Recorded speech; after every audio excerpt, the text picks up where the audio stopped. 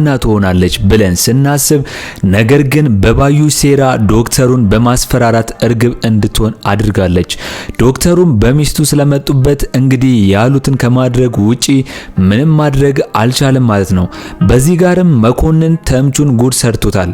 ተምቹም የእነሱን ማንነት መኮንንን ንገረኝ በማለት አስጨንቆ ይዞታል። ተምቹ ይህንን ነገር ለአሲር ቢነግረውና መፍትሄ ቢያበጁለት ብዬ አስባለሁ። እናንተስ በዚህ ጉዳይ ምን ታስባላችሁ? ሐሳብ አስተያየታችሁን ኮሜንት ላይ አስቀምጡልኝና በክፍል 51 አብረን የምናየውናል። እንግዲህ ኖላዊ ክፍል 51 ቶሎ እንዲለቀቅ ሁላችሁም ክፍል 51 ቶሎ ይለቀቅልን በማለት ይህንን ቪዲዮ ላይክ በማድረግ ይጀምሩ።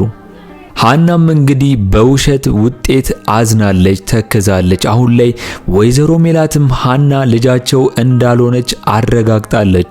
ከዚህ በፊት እንደሚታወቀው ወይዘሮ ሜላት ሀናን ውጤቱ ይታይ እንጂ ከዚህ ቤት አባርሻለሁ ብላት እንደነበር ይታወቃል። ሀና ወደ ስሯ ገብታ ካልተመለሰችና ወይዘሮ ሜላትም የሀና አባትን ወጪ ካልሸፈነች ለቀጣዩ ሕክምና ከባድ ነው የሚሆነው። እንግዲህ እስቲ እናንተ በዚህ ጉዳይ ምን ታስባላችሁ? ሐሳብ አስተያየታችሁን ኮሜንት ላይ አስቀምጡልኝና በክፍል 51 አብረን የምናየው ይሆናል። እንግዲህ ድራማው አሁን ላይ የገሃዱን የተደበቀውን ዓለም እያሳዩን ይገኛሉ። እኛ ያሰብነው ሳይሆን ያላሰብነው ነው እያሳዩን የሚገኙት። አሁን ላይ ልብ አንጠልጣይ እየሆነ መጥቷል። በድራማ ውስጥ እንዳየነው የጥቅም ዘመንና እውነት የተቀበረበት እንደሆነ እያሳዩን ይገኛሉ። በቀጣይ ክፍል እንግዲህ ተምቹ መኮንንን እንዲያሳየው በማድረግና ባዩሽን ማዋረድ አለበት። ምክንያቱም እውነት እሱ ጋር ይዟል። ቀጣይ የተምቹ ስራ መሆን አለበት ሰዎችን በደንብ ማጣራትና ለሕግ አሳልፎ መስጠት። እንግዲህ ተምቹ ይህንን ነገር መስራት እንዳለበት ነው የሚሰማኝ። እናንተ በዚህ ጉዳይ ምን ታስባላችሁ? ሐሳብ አስተያየታችሁን ኮሜንት ላይ አስቀምጡልኝና እንግዲህ በክፍል 51 አብረን የምንየውናል። ተምቹ እንግዲህ አሁን ላይ ከእስር ተፈቷል። አሲርም የሌለ ነው የተመቸሽ እያለ ማደናነቁን ይዟል። በመሃል ግን ኖላዊ ግን እንዴት ናቸው ብሎ አሲርን ይጠይቀዋል። አሲርም እንዳመማቸውና አሁን ላይ መድኃኒት እየወሰዱ እንደሆነ ይነግረዋል። ከዛም ተምች አይሞቱም አይደል ብሎ ይጠይቀዋል። ያኔ አሲር ተናዶ በጥፊ ይመታዋል። ከዛም ሸቤ እንደነበርኩ እንዳትነግራቸው ሲለው አሲር ግን ሐቁን ብትነግራቸው ይሻላል አትንቦቅቦቅ ይለዋል። ተምቹን በመቀጠል ፎንቃህም ናፍቆኛል ይለዋል። አሲርም የኔ አንተ መስሎ ነው የሚታይ ብሎ ያሯሩጧል ማለት ነው። እንግዲህ ቤተሰቦቹም የዲኤንኤ ውጤቱን ለማየት ሐኪም ቤት እየተጠባበቁ ይገኛሉ። በዛሬው ክፍል ይሄ ነበር። ዶክተሩም ይመጣና ውጤቱን ይዞ ለማሳየት ይሄዳል። ከዛም ክፈትና ንገረን ቢሉትም ፍቃዳችሁ ከሆነ ነው እንጂ እኔ መክፈት አልችልም ይላቸዋል። ነገር ግን እነሱ ፍቃዳቸውን ከሰጡት በኋላ ዶክተሩም የዲኤንኤ ውጤቱን ከፍቶ ያየውና ከዛም ሁለቱንም ወረቀት አይቶ ትንሽ በመቆየት ሀና የእናንተ ልጅ አይደለችም ይላታል። እዚህ ጋር ወይዘሮ ሜላትና እርግብ ሲደሰቱ ሀና ግን በመደንገጥ ይሄ በፍጹም አይሆንም እያለች እጇ ሁሉ መንቀጥቀጥ ይጀምራል። አሁን ላይ ዶክተሩ እንግዲህ ከባዩሽ ጋር በመተባበር የዲኤንኤ ውጤቱ የእርግብ እንዲሆን አድርጓል ማለት ነው። ወይዘሮ ሜላት የሌባ አይነ ደረቅ ብላ ሀናን አሁንም ትሰድባታለች። ወይዘሮ አስቴርም ዮነስ ሆነና ይቺ ልጅ ሐሴት ስትለው ዶክተሩም አዎ እርግብ የወይዘሮ ሜላትና የመስፍን ልጅ ነች ብሎ እንግዲህ ያረጋግጠዋል ማለት ነው። እንደምናየው ከሆነ አስቴር ግን በዚህ ጉዳይ ምንም አልጣማትም ነገሩ። እርግብም እናቴ ደስ አላለሽም በማለት ታቅፋታለች። አያቴ አንቺስ ስትላት ብዙም ደስ ላላት ስታቅፋት ከአንገት በላይ እንግዲህ ሆኖባታል ማለት ነው። ሀና ግን ራሷን መቆጣጠር አቅቷት ይሄ አይሆንም በማለት እያለቀሰች ጥላ ትሄዳለች። እንግዲህ እዚህ ጋር ሀና ሁሉም ነገር እየጨለመባት ተስፋዋ ይሄ ነበር። ሁለተኛ በዚህ ጋር አባቷን ለማሳከም ወይዘሮ ሜላት ከዚህ በኋላ እንደማይረዷት ተናግራለች። ፊልሙ ላይ ግን መጀመሪያ ላይ ያየነው ዶክተሩ አሁን ላይ እንግዲህ የት ነው የጠፋው? ይሄንን አሁን ላይ ታዘብያለሁ። እናንተ ምን ታዘባችሁ? እስኪ ሐሳብ አስተያየታችሁን ኮሜንት ላይ አስቀምጡልኝና በክፍል 51 አብረን የምናየውናል። በመቀጠል እንግዲህ እርግብ ሀናን ይቻጭ በርባሪ ጉዷ ተጋለጠ ትላለች። ነገር ግን ይሄ ያልጣማት ወይዘሮ አስቴር እኔ ግን አልመሰለኝም በማለት ሀናን ለማናገር ትሄዳለች። ወይዘሮ ሜላትም እቺን አጭበርባሪ ምን ትያታለች ትላታለች። ከዛም ወይዘሮ አስቴርም ሀናን ሄዳ እንግዲህ ማጽናናቱን ይዘዋል።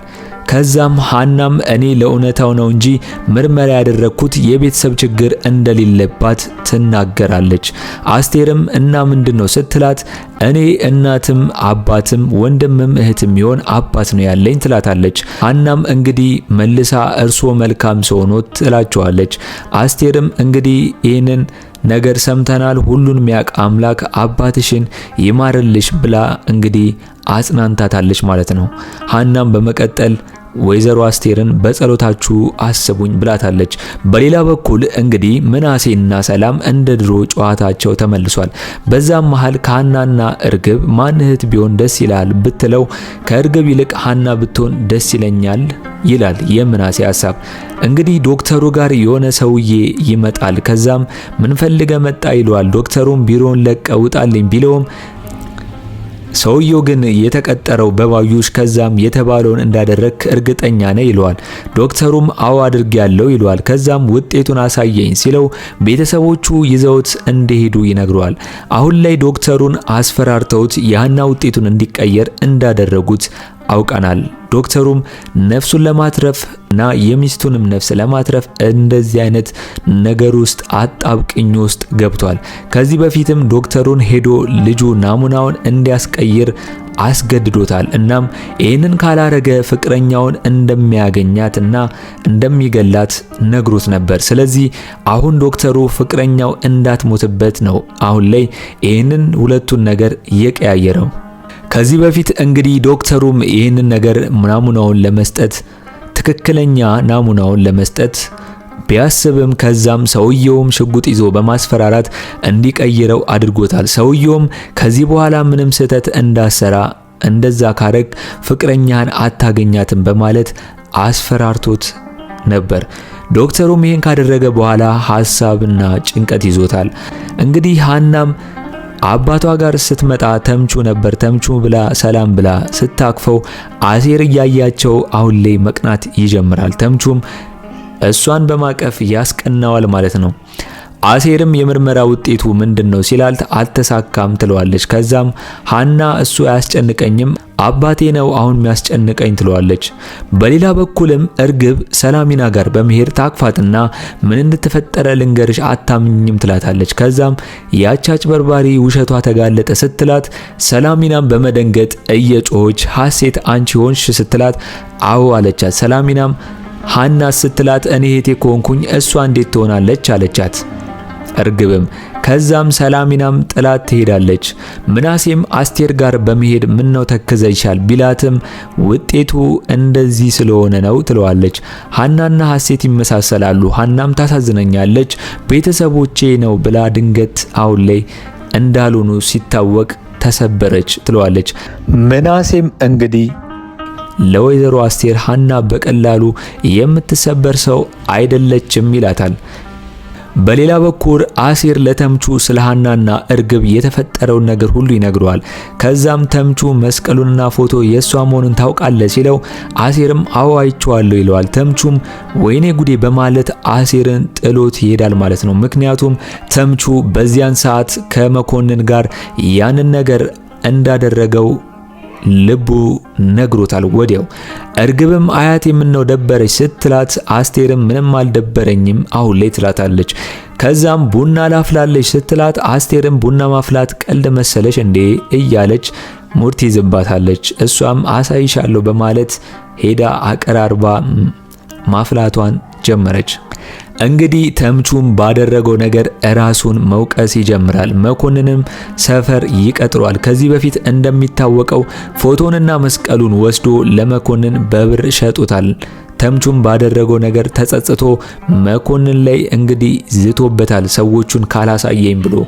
ተምቹም መኮንን ሄዶ እንዴት ትሸውደኛለህ ይለዋል። ከዛም እገልሃለሁ፣ ከዛ ማን እንደላከ ታሳየኛለህ ሲለው መኮንን ግን ሰዎቹ ከባድ ናቸው ይለዋል። ከዛም ተምቹም እንደዚህ በቀላሉ አልፋታም ይለዋል። መኮንንም እኔም ለእንደዚህ ምክንያት መሆኑን አላወቅኩም ነበር ይለዋል።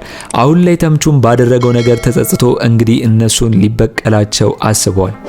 በሌላ በኩል ወይዘሮ ሜላትም ምን ሆነሻል ትላታለች። አስቴርም ምን ሆንኩኝ ምን አድርጊ ነው የምትሉኝ ስትላት ወይዘሮ ሜላትም ውጤቱን እንዳልተቀበልሽ ያስታውቅብሻል ትላታለች። አስቴርም እቺ ልጅ ግን ምኗ ነው ሀሴትን የምትመስለው ብትላትም ወይዘሮ ሜላት ግን እርግብ ሀሴትን መምሰል አይጠበቅባትም ራሷ ሀሴት ነች ትላታለች። እናም ከዚህ በኋላ በሀሴት ጉዳይ እንዳትመጭብኝ ትላታለች። አስቴር ግን እንደዚህ ስትላት ጭራሽ እኔን ብላ ጠላቸው ቡናችሁን ጠጡ ራሳችሁ ብላ ትሄዳለች ማለት ነው። እንግዲህ ሰላሚናም ሀና ጋር በመሄድ ስለ አባቷ ትጠይቃታለች። ከዛም ሀና ሰላሚናም እንዴት መጣች ስትላት ሰላሚናም መወለድ ቋንቋ ነው እህቴ አንቺ ነሽ በማለት ከዚህ በኋላ አርቀሽ እንድታስብኝ አልፈልግም ከጎንሽ ነኝ ትላታለች። ወይዘሮ አስቴርም ተነስታ ወደ ቤቴ ልሄድ ነው እያለች አሁን ላይ ትገኛለች። ከዛም ሜላት አስቀይሜሽ ነው እንዴ ስትላት አይደለም ትላታለች። ከዛም ሜላት እናቴ ይቅርታ ትላታለች። መናሴም የምርሽን ነው እንዴ ሲላት አዎ ናሸኘኝ ብላ አሁን ላይ ወይዘሮ አስቴር ወደ መጣችበት ቤት ትሄዳለች ማለት ነው።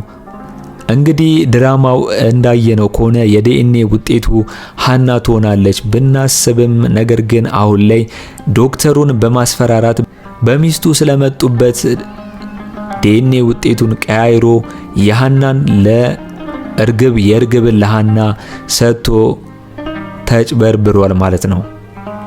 እንግዲህ በቀጣይ ክፍል አሁን ላይ ምን የሚሆን ይመስላችኋል?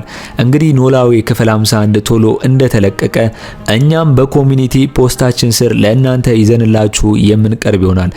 ለፋሲካ ሚዲያ አዲስ ከሆናችሁና ቻናሉን ሰብስክራይብ ያላደረጋችሁ ሰብስክራይብ በማድረግና የደውል ምልክቱን በመጫን ቤተሰብ እንድትሆኑ እንጋብዛለን። በቀጣይ ክፍል እስከምንገናኝ ድረስ ሰናይ ቆይታ ይሁንላችሁ።